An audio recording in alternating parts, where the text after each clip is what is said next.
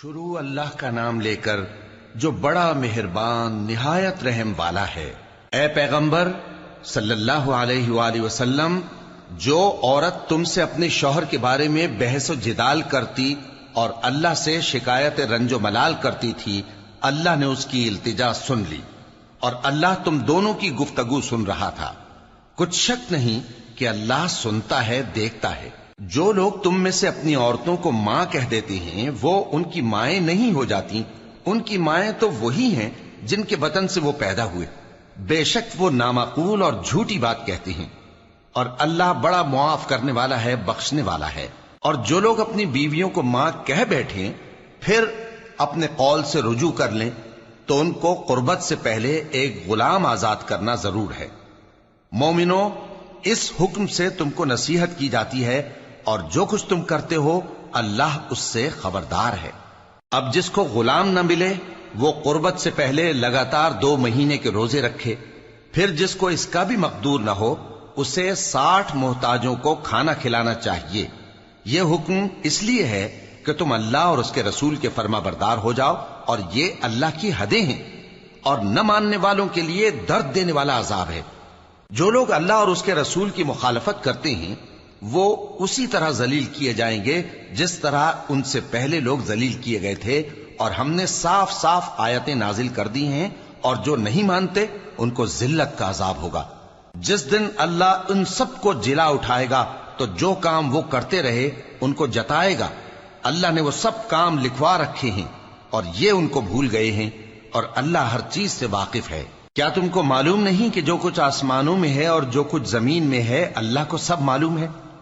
کسی جگہ 3 شخصوں کی سرگوشی ہوتی ہے تو اللہ ان میں چوتھا ہوتا ہے، اور جہاں 5 آدمیوں کی سرگوشی ہو تو وہ ان میں چھٹا ہوتا ہے، اور نہ اس سے کم یا زیادہ مگر وہ ان کے ساتھ ہوتا ہے، خواہ وہ کہیں ہوں۔ پھر جو جو کام یہ کرتے رہے ہیں قیامت کے دن اللہ سب ان کو بتائے گا۔ بے شک اللہ ہر چیز سے واقف ہے۔ اے پیغمبر صلی اللہ علیہ وآلہ وسلم، کیا تم نے ان لوگوں کو نہیں دیکھا جن کو سرگوشیاں کرنے سے منع کیا گیا تھا، پھر جس کام سے منع کیا گیا تھا وہی پھر کرنے لگے؟ اور یہ تو گناہ اور ظلم اور پیغمبر صلی اللہ علیہ وآلہ وسلم کی نافرمانی کی سرگوشیاں کرتے ہیں، اور جب تمہارے پاس آتے ہیں تو اللہ تعالیٰ کے بتائے ہوئے الفاظ کے بجائے دوسرے الفاظ میں تمہیں دعا دیتے ہیں، اور اپنے دل میں کہتے ہیں کہ اگر یہ واقعی پیغمبر ہیں تو جو کچھ ہم کہتے ہیں اللہ ہمیں اس کی سزا کیوں نہیں دیتا؟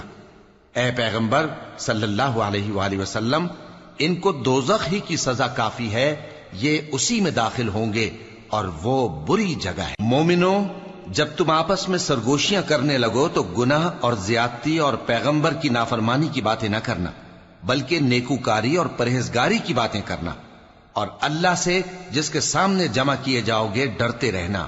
منافقوں کی سرگوشیاں تو شیطان کے اکسانے سے ہیں، جو اس لیے کی جاتی ہیں کہ مومن ان سے رنجیدہ ہوں، مگر اللہ کے حکم کے سوا ان سے انہیں کچھ نقصان نہیں پہنچ سکتا۔ تو مومنوں کو چاہیے کہ اللہ ہی پر بھروسہ رکھیں۔ مومنوں، جب تم سے کہا جائے کہ مجلس میں کھل کر بیٹھو تو کھل کر بیٹھا کرو، اللہ تم کو کشادگی بخشے گا، اور جب کہا جائے کہ اٹھ کھڑے ہو تو اٹھ کھڑے ہوا کرو۔ جو لوگ تم میں سے ایمان لائے ہیں اور جن کو علم عطا کیا گیا ہے اللہ ان کے درجے بلند کرے گا، اور اللہ تمہارے سب کاموں سے واقف ہے۔ مومنو، جب تم پیغمبر کے کان میں کوئی بات کہو تو بات کہنے سے پہلے مساکین کو کچھ خیرات کر دیا کرو، یہ تمہارے لیے بہت بہتر اور پاکیزگی کی بات ہے، اور اگر خیرات تم کو میسر نہ آئے تو اللہ بخشنے والا مہربان ہے۔ کیا تم اس سے کہ پیغمبر کے کان میں کوئی بات کہنے سے پہلے خیرات کرو ڈر گئے؟ پھر جب تم نے ایسا نہ کیا اور اللہ نے تمہیں معاف کر دیا تو نماز قائم کرتے رہو اور زکوٰۃ دیتے رہو، اور اللہ اور اس کے رسول صلی اللہ علیہ وآلہ وسلم کی فرما برداری کرتے رہو، اور جو کچھ تم کرتے ہو اللہ اس سے خبردار ہے۔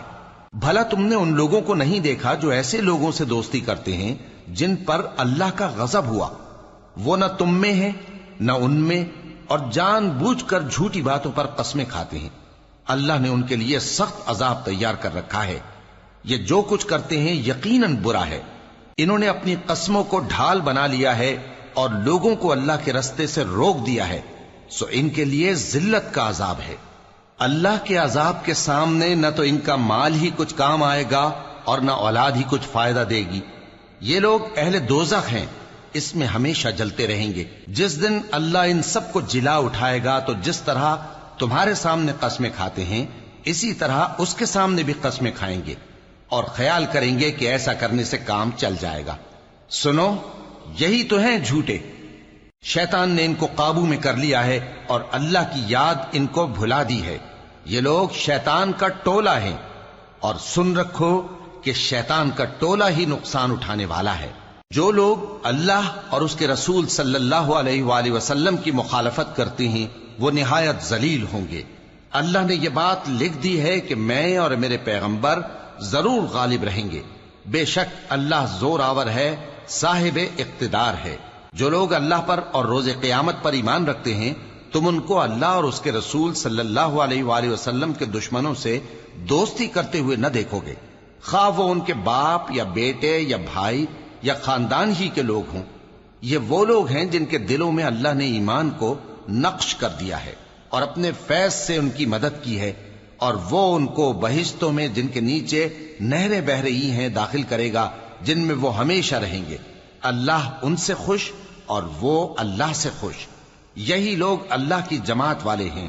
سن رکھو کہ اللہ کی جماعت والے ہی کامیاب ہوں گے۔